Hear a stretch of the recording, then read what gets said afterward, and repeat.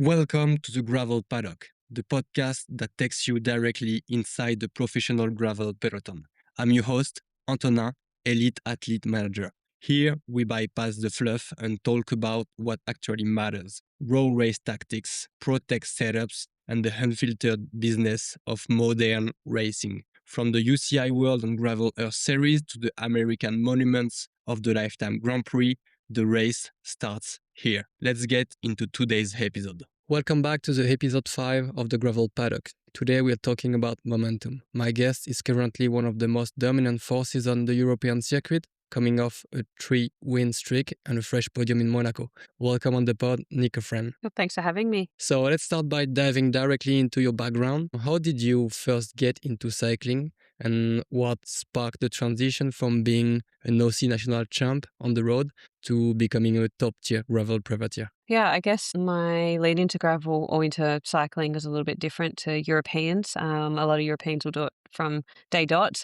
First sport they try and they stick with it. I tried every sport when I was a kid, played mostly football, soccer for Australians, and then moved more into just the athletics and things like that, and then shifted a bit into just gym lifestyle, I suppose. The whole gym life is really aesthetic based, and I kind of grew quite sick of that, which then I was working full-time for a sports supplement company, and we sponsored a triathlon. So I thought, okay, I'll give that a go. I jumped in, and I actually think I won my first triathlon. I don't know because I missed any announcements, but I just really loved how it felt to physically achieve something with your body, and I was sort of hooked, I guess, on that feeling again.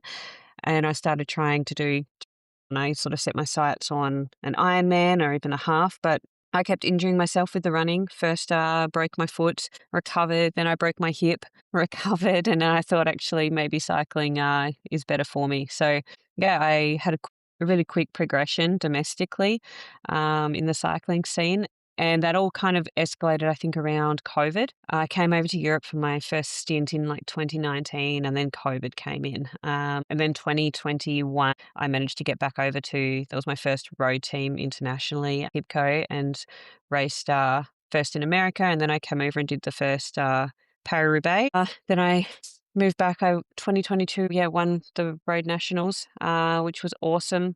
And then moved into a Dutch team on the road, did the Tour de France and things like that. But I guess I had a pretty tough time on the road mentally as well. And I was losing my love for it quite a lot. I kind of was coming towards the end, even a mixture of things like just how you maybe get whether or not you're respected in teams or smaller teams and things like that as well, was kind of getting a little bit sick of it, I guess. I've worked full time and knew a lot of how it works just normally and the respect you can get just through a normal job.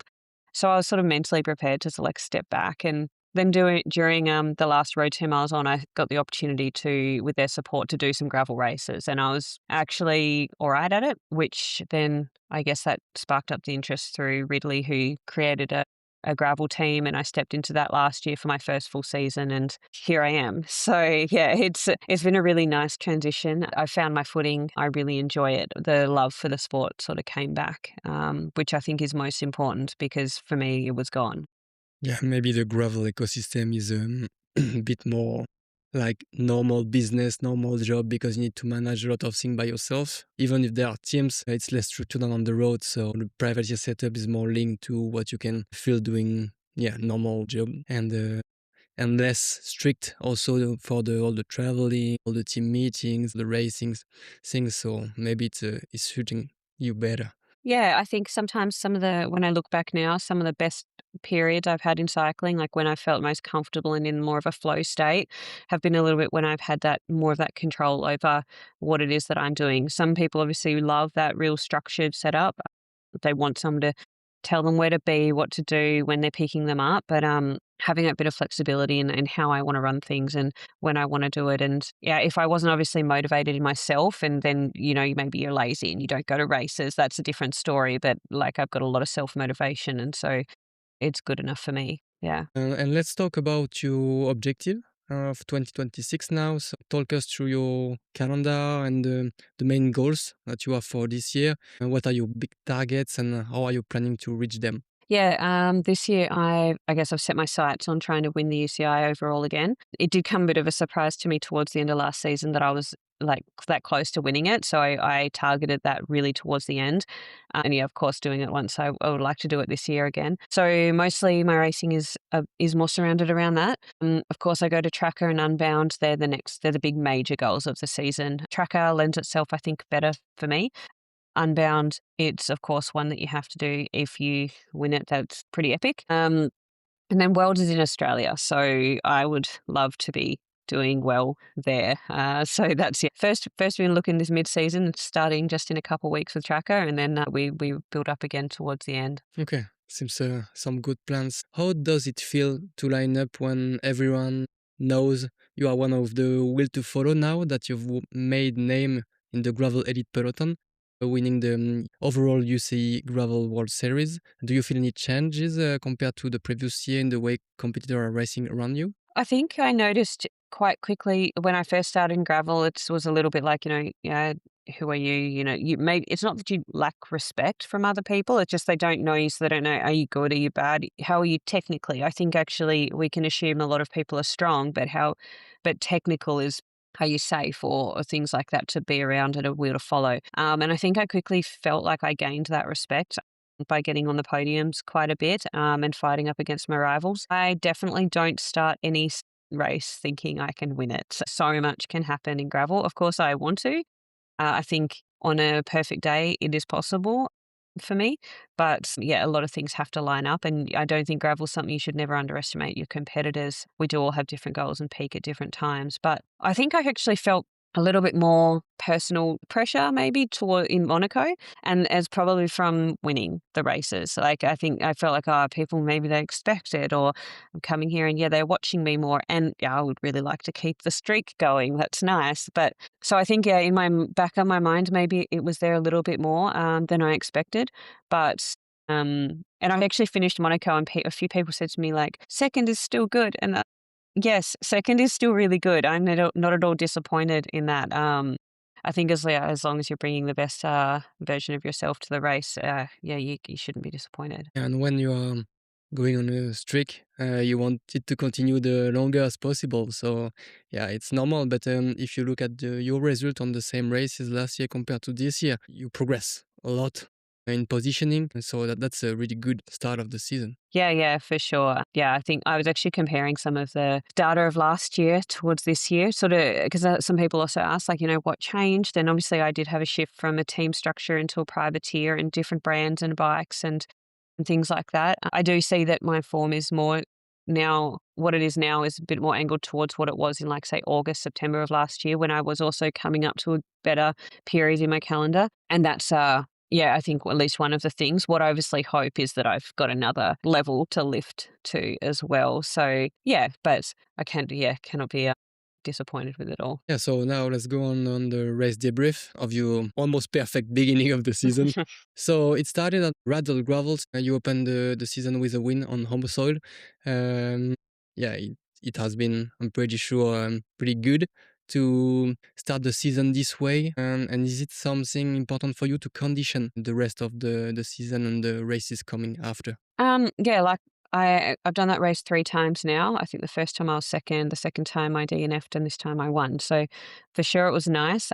We had, I think, some Rafa sponsor stuff around it with Tour Down Under. It's an interesting time because obviously I go back to Australia at the end of the season, around October, November, and then I get a really nice summer again. So it's a perfect time for me to do the bulk kilometres and really do that, I think, which can be a little bit advantageous for starting the season over Europeans. And then we obviously have road nationals, which I still did. And so you do have that like race speed in the legs. And then I guess a lot of the riders though are at RADL Gravel are in the same position as me. I didn't go into that race with like it being a target. I would say like I was still looking more towards like the road race more than this race, just because of a lot of the noise that happens around it with Tour Down Under. And they didn't announce that it was the Oceania Championships until not too long beforehand.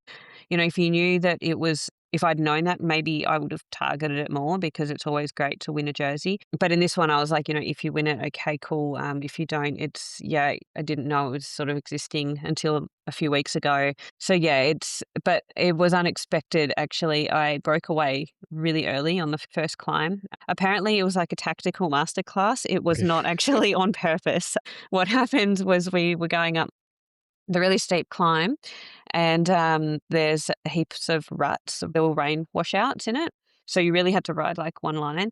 And as we kind of came up to it, which is towards the top, I just decided to put in a little bit of a dig through there. And it was more just to like pick up the pace because we'd gone up the climb quite slowly. But what I did was the girls that were then on the front of the peloton maybe lacked a bit of the strength to hold my wheel. And then because it was basically just 1 or 2 line road, no one behind could actually get past to follow. So it inadvertently blocked the road and I could create the gap. I mean, yeah, perfect, worked out. But I did think when I did it, this is early. This is a really long solo race now. And I'd reconned it with Danny just a few days earlier. And I'd had like the worst legs ever.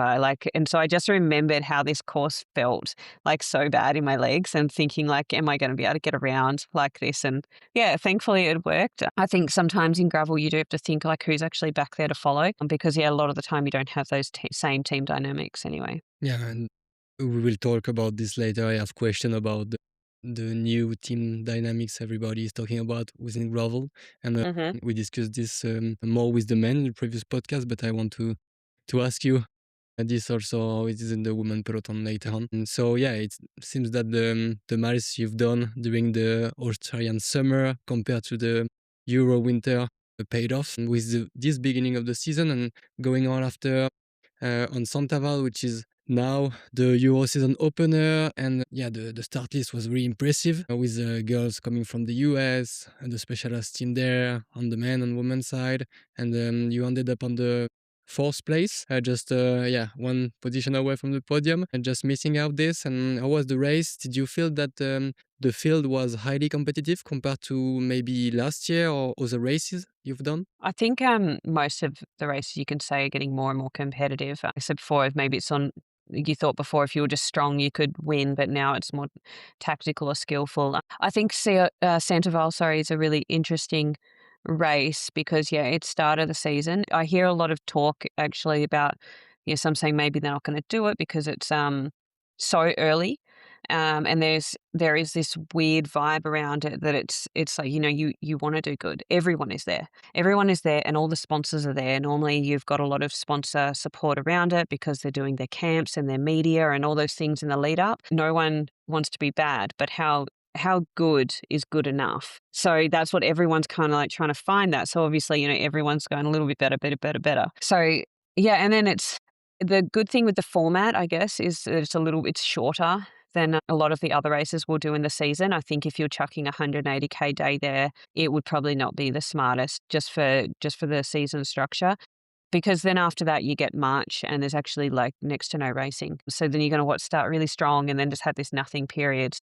I think if you don't do super good in Santaval, it doesn't say much about your season. But at the same time, it's a really nice confidence boost if you do well. For me, the first day they switched it so it was the longer day, and it was really muddy. And we all have our weakness, and I'm going to say that the mud is mine. I found that also at the hills last year. Mentally, I definitely probably lose the race before I started actually, because I just think that it's going to be terrible. I don't maybe think that I'm very good in it. And so I psych myself out. I pull myself to the back. It's something, I'm going to work on. It's a tough skill to work on though, because, if the weather is that bad, you're probably jumping on the indoor trainer. I also have I'm quite morally against wrecking my equipment in the first race of the season. If you want to look after it, you probably have to strip and rebuild. But I did still have a good day. I found myself like 7 or 8 minutes down at one point from the front. And once we got through all of the mud section, I actually just went into time trial mode. And I think I closed for 4 or 5 minutes and managed to get back to was it G's group, I think G, Sophie, Caro. So I found myself in like a select group there, and I still took, I think, 6th or 8th or something on the day. It was a real similar result to the year before. And the second day, yeah, was much better because the conditions suited me a lot more. And I think I was on the podium for the day, and it bumps me up to the 4th overall. So yeah, last year I think I was finished 6th or 8th overall. This year 4th. Next year I should be the podium. It makes sense. Yeah. Maybe you should spend the winter in Belgium to work on Yeah. this muddy condition, because as you are living in Girona 2/3 of the year, if I understood correctly, when it's starting to get rainy, you go back to Australia for the summer. For sure, you are more confident on the less rainy, less muddy track condition and so on. Yeah.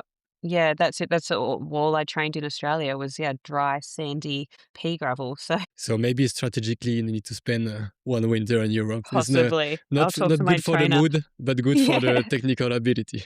Yeah. And going on after on the the 3-win streak with Turnhout Gravel in Belgium, UCI Gravel Portugal, and Wörthersee in Austria. So you won those 3 UCI Gravel races, but in very different manners. Turnhout seems to be won in a sprint finish, if I look the timetable. 114 gravel in Portugal with a minute 30 gap on the second, and Wörthersee with 32nd. So were the race dynamic really different, or did you race with the same mindset and it's the course and competitors that dictated the outcome? Yeah, they were, yeah, definitely all different races. I guess Turnout, honestly, I was just going because, yeah, my partner's Belgium, so he wanted to race it, and I was like, okay, I'll just go there, and yeah, if I'm targeting the UCI, maybe I can mop up some points while I'm there. That's how I saw that race, actually. I didn't expect to be actually going for the win, but I feel like what I'm doing actually is I'm going to races and I'm racing maybe more aggressive than have done in the past. So putting myself more on the front foot, which I guess maybe that plays to my strengths. It gives me confidence as well. And I definitely at least approached all of the races in that way. So in Turnout, it wasn't as technical as the year before with the sand and the mud and things, but I still used some of those sections to attack. And I got away with a group of 3 of us. Then coming in, I was actually going to try and attack again, but I just found myself in the back of the single track, and I actually did try, and it was a technical mistake because I had to put a foot down in the mud and I was wearing road shoes. So it took me then about 3 kilometers to get my foot back into my shoe. Complete my own mistake. I just shouldn't have tried. And then, yeah, the finish was, I just knew that finish. I knew that you had to lead those last 2 corners. And for me, if you're a pure sprinter, I think you could come over the top because you have that raw power, but I'm not snappy, but not a sprinter. So I needed to come out of that corner and just go as hard as possible and hope no one comes over. Portugal was the same. I just tried to race that really aggressive, and I attacked and managed to get away from my opponents. And then Austria also, actually, that's probably the Austria I went out probably the hardest in my attacking mode. And I just started from the first climbs. And in the end, I got away on almost all the climbs, but the course lent itself to being brought back. So I'd almost always be brought back until finally I managed to get away. I had no idea where the next rider was, and then it finishes up. You go up some sort of steppy up climbs, 10Ks to go. Then you've got kind of a bit false flat downhill and into the final. So yeah, I had no idea, but you've got to obviously keep going. And there's room to come back if someone's close. So yeah, I guess in that way, yeah, mindset has been trying to race really aggressive. I did do that in Monaco as well. But and what's also happened in these races is with the UCI is the formatting of where they start the women. So in all these races, actually, they've been starting us behind the elite men. So we have the age group of men come through as well. And it does play out, because what it means is that you could attack and get away solo, but it means you've got faster people coming through. And if the course lends itself to being able to sit in, and the rules allow it, so it's nothing wrong with doing it because it is allowed. Yeah, people can come back. It makes it really challenging because it is a gamble. Do you use a lot of this energy to try and get away by yourself, knowing that could happen? And it did happen in some of these races as well, but it's a tactic in itself. So yeah, you make your gamble and looking at the course and how you think it can be. Yeah. Maybe it can be also challenging on technical terrain because, you don't know, even especially if it's age groupers, you don't know if they are starting a full gas and after they are bunking or whatever, and so it can change really the outcome of the race. Yeah.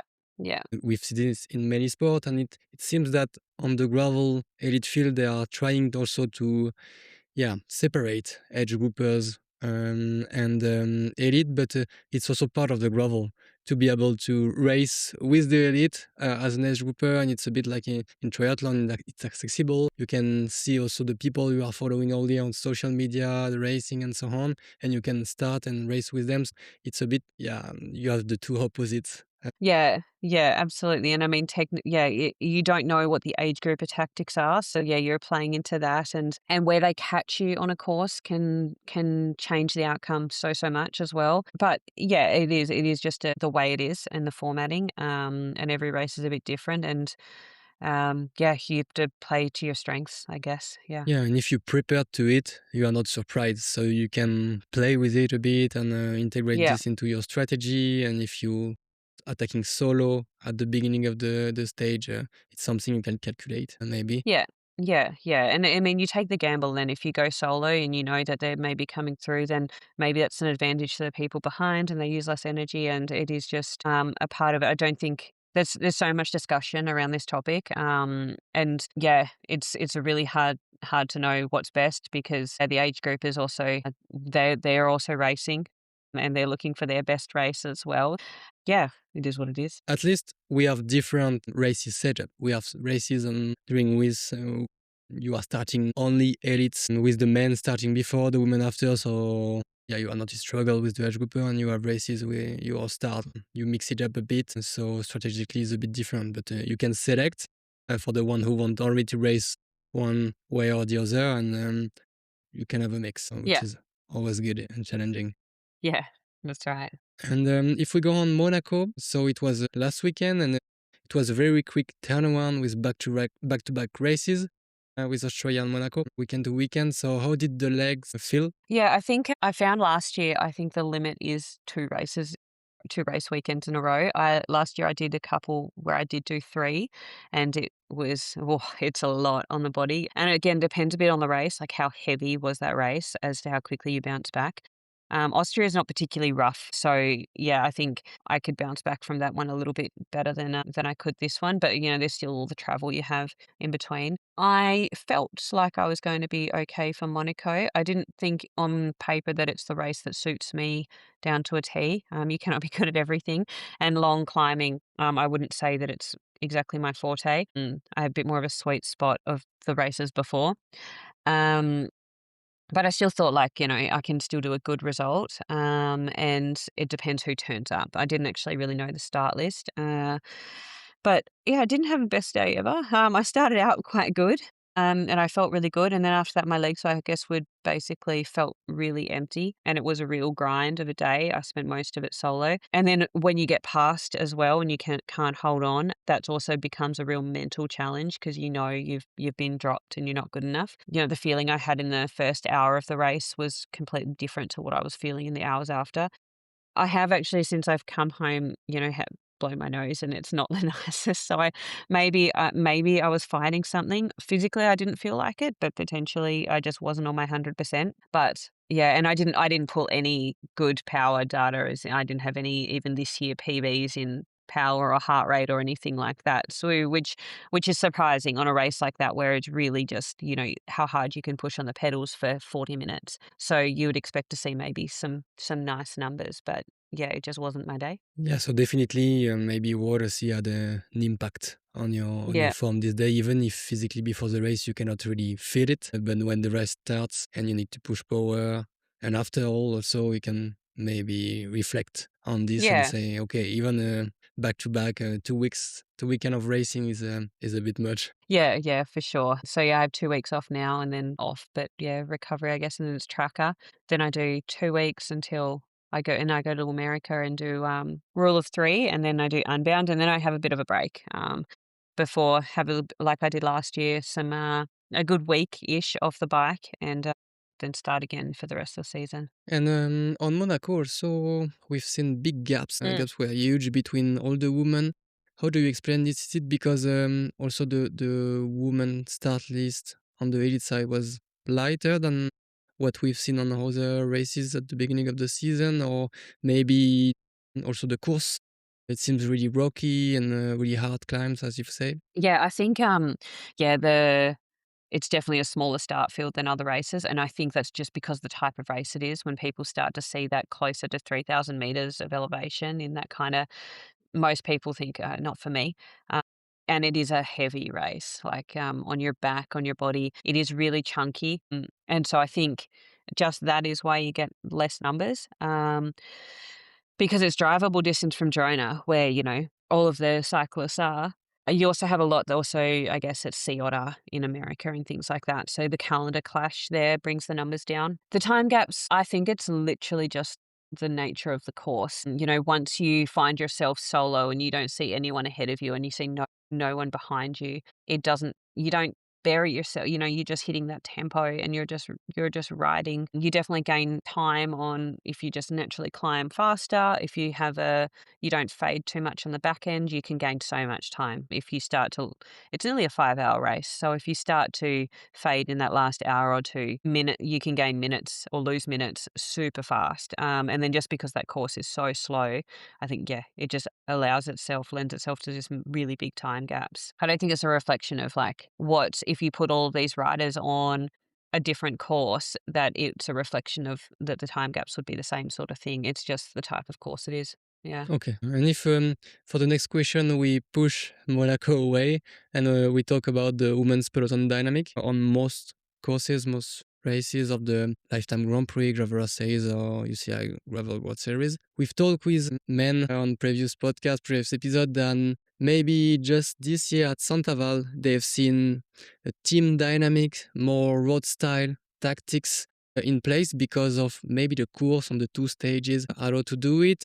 And on courses like the hills, it was a lot more challenging for teams to work together because it's more technical and you cannot really establish tactics because everybody is full gas from the start. So in the women elite field, how is it? Is it still pure individual power battle or still you can feel that something is going on with teams? Yeah, I think you're right. Santoval had the most team dynamic, especially from Specialized.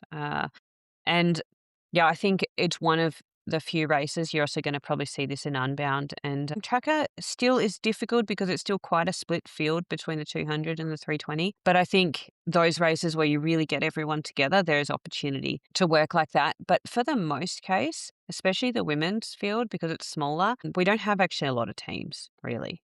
Like you've got the Megamo team that are all women. You could say I have teammates in like Danny and Clara, but we're all on different bike brands. So we all have our different major sponsor who also expect results. I don't know if what main sponsor might feel like if I say, oh, no, but I threw my race to help someone else on a different brand. So I guess in that sense, I'm still an individual, even though I might appear to have teammates in the peloton. Yeah, and I guess that's a lot for a lot of the women. We all are still fairly individual. Panamal is also the same. They're a team, but you see them they're all on different bike brands. So yeah, there was a race I think I did, it was in Turnhout, and because Romy was with me in the breakaway, she did have a puncture, so she wasn't going to be able to sprint, but I think Wendy came through and they're on the same team, and how she came back, and then Romy, I guess, was potentially up for that podium spot. And Wendy had it instead. And I guess that's super good because maybe they were off the podium completely if it wasn't for that coming through because of the puncture. And there were other girls back in Wendy's group as well that were coming back to us. But yeah, I'm not 100% sure how the other team dynamics go, especially because, even last year I was on a team, but it was a team of men. And then I was on my own. Still in that sense, you have the off the bike, the support, all that support, but in the peloton, it was basically on my own as well. Yeah, and then I guess also riders split and they do the calendar they want. That's a little bit the beauty of gravel because if it suits you or not. Yeah, I think it will continue to evolve, especially as we're getting more riders coming from the road, whether they're retiring and coming and trying it or road doesn't work out for them and they jump across instead. And I think that like culture of road coming from the road will lend itself to some more team dynamics and yeah, we know team dynamics work. So, yeah, and like you mentioned as well, the courses. I mean, Monaco, unless I don't think a team helped you much there. It was just who can climb the best. Yeah, it's just different. Yeah, and I've heard that yeah, teams on the road can win UCI points with gravel racing in 2027, but it seems that it will be big points or interesting points only for the World Championship. So road teams I think they will not send riders from the road for this amount of point on the normal races, because also you have to send the mechanic, you have to send the camper, DS, A risk of crashing risk or of things crash, like and they are that. paying Yeah. them to race on the road because sponsors are looking for the road. So I think we are not there yet. So which is good for all the racers right now, the private team, but also the small teams. So yeah, I think it will continue like this in the same spirit for the years to come. Maybe you will have some alliance or small, like the specialized team on specific races where the wins matter, like Unbound, when you can have a puncture. The assistants could be really far away, so you can have a teammate giving you a wheel or something like this. But on other Yeah. courses and in Europe, it's a lot more difficult. Yeah, and I think it's like you say, step by step. The point system, I think, will be really interesting, and I think it will help as well with gravel if you start to have that. It's just an added level of professionalism that would need to come if something like points start to become important, and also a rider already starting to see it more as like a potential pathway. Either they see it now as a career because it possible to do that in gravel, or they're seeing it like young riders seeing it as a pathway into a professional road career or something like that. I think there's used to be maybe road riders could look at it and go, oh, I can just jump into gravel and just have some fun and win a race. I think we're seeing more and more with the results and the depth and the level it's sort of lifting to, that's actually maybe less possible actually to just step in and just dominate, unless you're like a Lorena or a Voss or just, those really gifted riders. Yeah. On specific courses, because also the Yeah. World Championship they did good work on was more similar, was in between road and gravel. But if you compare to Monaco, for example, course is completely different kind of sport almost. Yeah, yeah. The road championships have still not been a real gravel course yet, and I still don't think they are in Australia. It's super smooth and fast rolling gravel, and wide roads. I know, yeah, I understand a bit why they has to be like this and things, but as a gravel rider, like technical components, I guess it's something that lends to our advantage, and it's nice to have in there as well. But yeah, step by step. Yeah, now it's kind of we know that road racer could win potentially the World Championship, and then on the rest of the season, specialized gravel racers are going to take the victories or the highlight with the big races that are now becoming really, really big in terms of participant, but also in terms of brand awareness. Okay, so now we have a segment which the listener really like about the data check. So the idea is to, if you can give us one number from your head unit you had from the races at the beginning of the year. And the idea is really to give the listener a reality check on what elite gravel racing is now, because it is evolving really fast, and the powers you are pushing now and the speed is really evolving in a good direction. So if you have something in mind, you can share with us. Yes, I was trying to have a little look, and I mean, I don't know if I'm even that impressive with my powers and or my PBs and things like that. I would say that I think the first stage on Santoval was really quite good high power for me. I think I averaged like 220, and I had like a 250 normalized. So, and that was with that like long chase that I did. That was really quite high. I'm seeing a lot that depending on the course is sort of like my average of is between 200 to 210, and then my normalized maybe sits up to like 230. So it's not even necessarily like a huge difference. Like it just shows you're on the pedals the whole time. And that 210 average could be for like a 5 hour race. So I feel like that's actually, it's funny because like guys will be like, it's impressive how low your watts can be. But like for women, I think that's quite reasonably high. So yeah, I think that's, yeah, sort of a bit where it is. I don't do any crazy 1,000-watt sprints or anything that can blow your socks off, but What people also start to understand with gravel is that it's not like on the road when you can have big peaks over your 30-second, 1 minute, 5 minute power. And after resting within the peloton, pushing 80 watts, yeah, easy for hours. On the gravel side, when we stop pedaling, the bike just stops 200 meters after. So what is impressive is more the longer period where you need to push watts. So the 1 hour, 2 hour, 3 hour, and Romain Bardet explained this. Transitioning from the road, said that he had this record for the longer period since he started the gravel. yeah. So the 4 hours power record, he did this at the beginning of the year on the first races. So it's something that you cannot really understand if you follow only the road, and sometimes you check the result and the watts and the stats about gravel, but when you are on the gravel bike, you can really feel it. Yeah, yeah, that's it. And it's just like, and then that ability to, yeah, potentially sprint, or like I say that in quotation marks, a sprint at the end of a 5-hour race or something like that, hitting those fatigue resistance is like one of the most important things to be training on a gravel bike. So yeah, I think that sustained power. And it's something I had to work on quite a lot as well, and putting those maybe longer 5 or 10 minute efforts at the back end of my training sessions. Yeah, it's really important. Okay, and now going on about the bike and the equipment you are using. It's also a segment that people really like about the gravel setup. So what are you riding this year? And did you change anything between the first races of the season, depending on the course? As we've said that it could really change. Yeah, yeah. I'm riding the Factor Ostro gravel bike at the moment. So that's been my first bike to start with. I think we're getting refreshers coming through the season.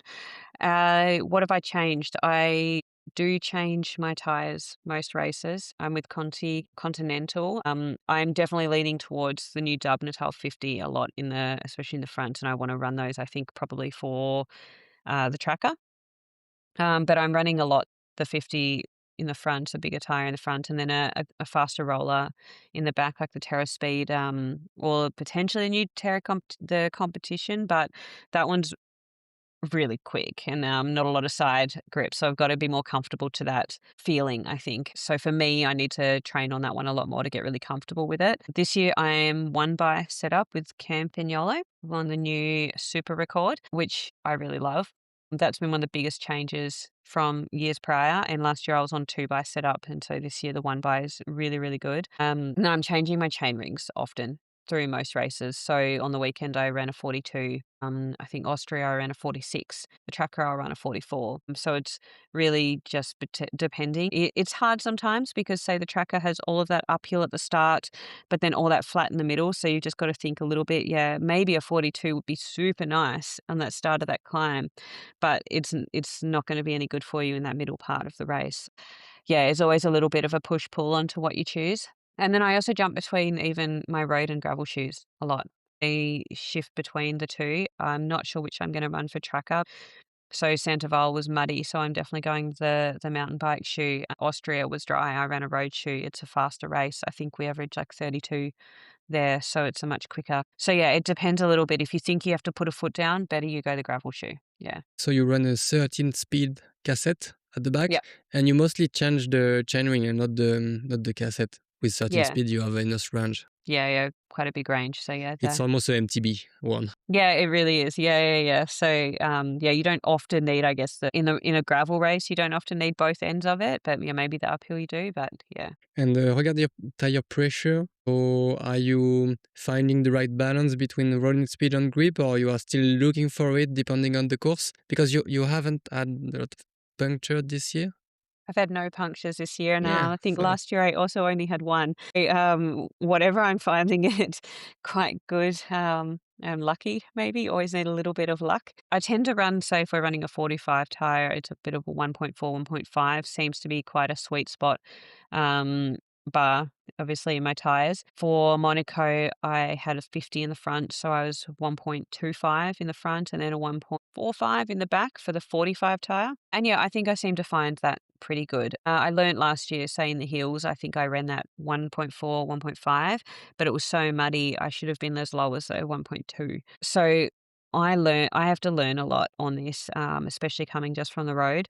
Last year, almost all my teammates were cyclocross riders, so I could learn a lot from them on the right sort of tyre pressure. They've obviously got to adjust too because for my weight, they've got to do a bit of maths in their head as well. But I finish most races and I'll write down what the race was, what the course was like, what the conditions were, what tyres I ran, and then what pressure. And I can kind of go back on that then and sort of start to have a look and, oh, that one was good. This is like that, and push around on that. But yeah, I could probably test different pressures more than I do, but so far so good. Okay, yeah. If you don't have puncture, it's you can keep this strategic because it seems to work. Yeah, that's it. Yeah, looking ahead, and the next stop for you, the immediate next target, I think it will be Traka. But if you going a bit further than this, and you spoke about the World Championship being in Australia, so that's something that is really interesting for you on home soil.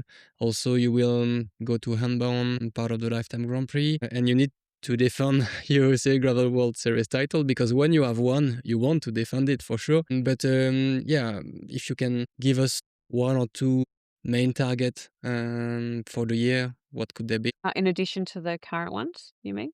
Yeah. Yeah, I guess I would really like to do. This one's a tough one. So I won at Houffalize last year in Belgium, and then I also won at Ceuta Girona last year too. So I would like to do well again in both of those. They're both races that really suit me. They're like a bit of climbing, not too long, but technical. Houffalize will be maybe a little bit more challenging because it's also Europeans this year. So I'm gonna turn up and see what we can do. Yeah, I would really like to do well in those ones. They're really races I enjoy, and yeah, technical, hard, just hard days out on the bike, and yeah, that would be And nice. if you can pick during the season maybe one race that you still need to do and you can win on, which one do you pick? Well, that I still need to do. I think it's probably at one of the American races. I don't know exactly which one, to be honest, but I would like to go over and do something over there that's in the Lifetime. I think that they've also got quite some solid competition in them.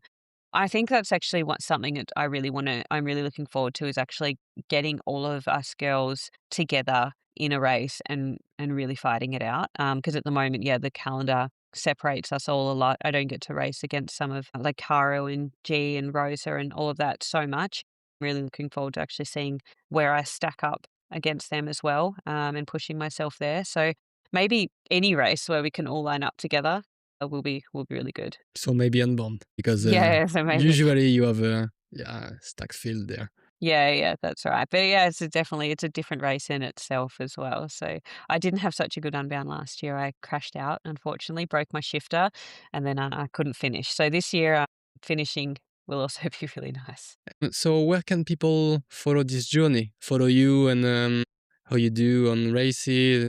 I'm pretty sure you are active on social media. I know you're active on social media, but where can they follow you? Yeah, I think my Instagram handle is just Nicole Louise, some underscores. And yeah, of course, you can find me on Strava as well, if you want to see my training. I don't really hide anything on there. So if you're a data nerd, you probably jump in. Yeah, I have a website, Oh actually. yeah. I've checked it Yeah. out. It's pretty good for Yeah. elite cyclists. There are not so many which have updated website with everything up to date and all the info on point. So good job on this. Yeah, it was an off-season, task, so you can find that as I think it's nicolefrain.info, I think. I'm sure you'll put it in the notes. Yeah. Yeah, I put in the notes. Last question of this podcast. What can we wish you for the rest of the 2026 season? Just good luck. That's enough. Keep on the good start and Yeah. finishing on the same note. Could be really good. Yeah, that's the dream. Yeah. So thanks a lot, Nicole. And yeah, we talk soon. We'll see each other at Traka maybe. And yeah, cross the finger for you to keep to have no puncture, step on the top step of the podium, and we'll see at the end of the year if you keep your UCI Gravel World Series title. Yes, thanks for having me. You're welcome. Thank you. And that's a wrap for this episode of the Gravel Paddock. If you want to stay ahead of the peloton, the best thing you can do right now is hit that subscribe or follow button. If you enjoyed the deep dive, please drop a 5-star rating and leave a comment. For more inside access between episodes, follow us on Instagram at the Gravel Paddock. Thanks for tuning in, and I'll see you in the next episode. Ride hard.